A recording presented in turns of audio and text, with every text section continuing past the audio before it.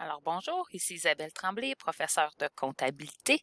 Donc, l'objet de la capsule, on est toujours dans le cycle comptable. Donc, cette capsule fait suite aux autres capsules qui ont présenté les premières transactions du cycle comptable, qui étaient l'enregistrement des transactions au journal général, ensuite le report dans les comptes de grands livres, ensuite la préparation de la balance de vérification. Donc, un petit rappel que la balance de vérification, elle présente le solde des comptes qui est présenté au grand livre. Donc, la balance de vérification, c'est les chiffres qu'on a. Donc, c'est le solde des comptes, c'est le solde pour chacun des comptes. Si on faisait les états financiers à partir de cette balance de vérification-là, les états financiers seraient probablement pas conformes aux principes comptables généralement reconnus. Donc, ils ne seraient pas conformes aux principes de réalisation, au principe de rattachement des charges aux produits et au principe de l'indépendance des exercices. Okay? Donc, ce qu'on va vouloir faire pour rendre les soldes conformes aux principes comptables, on va faire des régularisations, ce qu'on appelle des ajustements. Donc, quand on parle des écritures de régularisation, c'est les écritures qui vont nous permettre d'avoir les bons soldes. Donc, par exemple, c'est que souvent dans les écritures, ici, dans mes soldes, j'ai seulement les transactions qui ont été payées. Mais moi, ce que je veux avoir, c'est les transactions, soit les charges qu'on a consommées, qu'elles aient été payées ou non, ou les services qu'on a rendus, qu'ils aient été payés ou non. Donc, les écritures de régularisation. Donc, ce sont les écritures d'ajustement. C'est toujours des écritures qui vont affecter à la fois un compte de bilan et un compte de résultat. Donc, à la fois un compte de bilan et un compte de l'état des résultats. C'est le critère premier d'une écriture de régularisation. Aussi, fait important, une écriture de régularisation, ça touche jamais la caisse. OK? Donc, c'est toujours une écriture qui affecte un compte de bilan et un compte de l'état des résultats et ça touche jamais la caisse. Donc, on a un exemple ici. Donc, en date du 30 avril, donc les écritures de régularisation sont toujours effectuées à la fin de la période. OK? Donc, on veut s'assurer que le solde de fin est conforme. Donc, on a une information, il y a un décompte d'inventaire qui est fait, puis qui nous dit qu'il reste pour 150 $ de fourniture de bureau. OK? Donc, quand je prends ma photo pour faire mon bilan, le solde en inventaire de fourniture de bureau est de 150 $. Donc, vous voyez ici mon compte en T. OK? Donc, ce qu'on voit ici, le 150, c'est le solde. OK? C'est ce que je veux avoir à la fin. OK? Donc, quand j'ai pris ma photo, mon compte de fourniture de bureau devrait être à 150. Mais actuellement, si je regarde à ma balance de vérification, mon compte de fourniture de bureau est à 400. Okay? Donc, si je regarde ici, mon solde d'ouverture est à 400. J'ai eu aucune transaction pendant la période qui a affecté les fournitures de bureau. Mais ce que je sais, c'est qu'en date de 30 avril, il me reste pour 150 $ de fourniture. Donc, je dois faire passer mon compte de 400 à 150.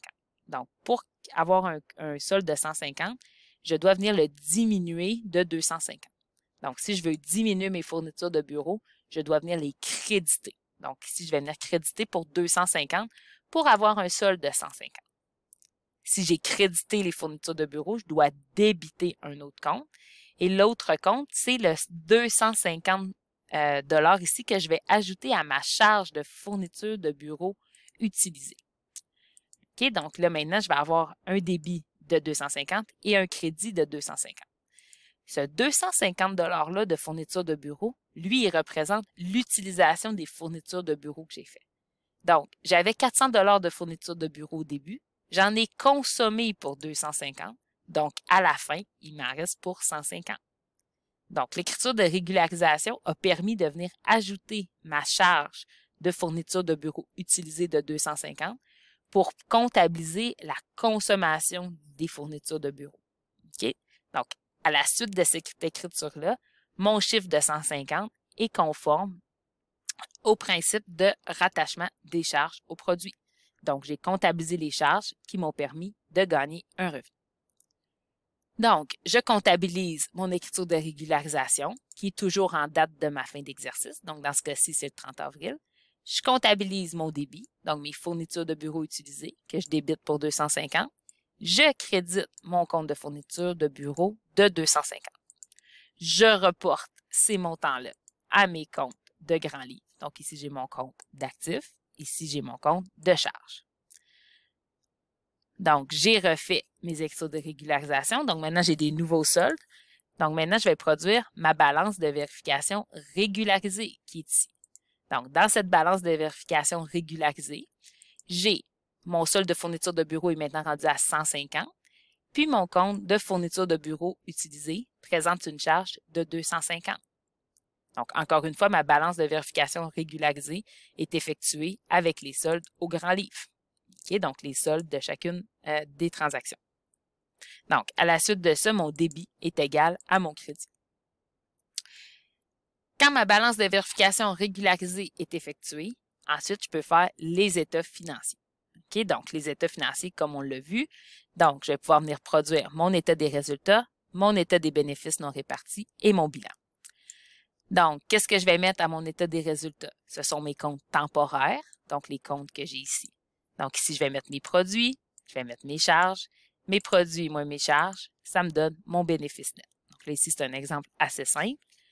Ensuite, je vais faire mon état des bénéfices non répartis. Donc, j'ai mes bénéfices non répartis au début, à lequel j'ajoute le bénéfice net qui vient de mon état des résultats. Mes bénéfices non répartis plus mon bénéfice net, ça me donne mon bénéfice non réparti à la fin. OK? Donc, mon bénéfice non réparti à la fin, c'est le montant que je vais venir reporter à mon bilan ici, dans ma section des capitaux propres. Ensuite, je vais ajouter tous mes comptes d'actifs, tous mes comptes de passifs, mes comptes de capitaux propres. Et mes états financiers vont balancer. Donc, ça conclut l'étape pour les écritures de régularisation et la préparation des états financiers. Lorsque j'ai terminé mes états financiers, donc je me retrouve avec un compte de bilan, avec des comptes de bilan et des comptes de résultats dans la date du 30 avril. Maintenant, je veux recommencer l'année prochaine et ce que je veux, c'est remettre mes comptes temporaires, donc mon compte de service d'animation rendu, je veux que ce compte-là revienne à zéro parce que je veux recommencer à compter mes produits l'année prochaine. Donc, ce que je vais faire, c'est que je vais venir fermer mes comptes temporaires. OK? En fait, quand je fais les écritures de clôture, ce que je veux faire, c'est venir refléter ce montant-là. OK? Donc, cette transaction-là, d'ajouter le bénéfice net à mes bénéfices non répartis au début. Donc, comment on effectue les écritures de clôture? Premièrement, c'est qu'on va venir fermer les comptes de produits et les comptes de charges. Okay? Donc, ici, mon compte de produit, il était au crédit. Donc, si on regarde ici, mon compte de produit est au crédit à 1100. Je veux le remettre à zéro. Donc, je vais venir le débiter. Pour mes comptes de charges, qui sont au débit, eux, je vais venir les créditer. Donc, c'est ce que j'ai ici. Okay? Donc, je me trouve à débiter mes comptes de produits et créditer mes comptes de charges.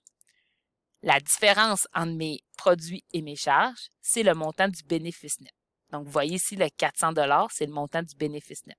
Ce montant-là, je viens le mettre au bénéfice non réparti. OK? Donc, en faisant mon écriture de clôture, je me trouve à venir faire ce que j'ai fait ici, à venir ajouter les produits et charges à mes bénéfices non répartis. Donc, mon bénéfice non réparti, ici, il était à 550 $. Avec cette écriture-là, en créditant un 400 $, j'augmente mes bénéfices non répartis de 400. Donc, je me retrouve avec un bénéfice non réparti de 950. Donc, ensuite, je ferme mes comptes. Donc, à la fin de cette écriture-là, je me retrouverai avec seulement les comptes ici.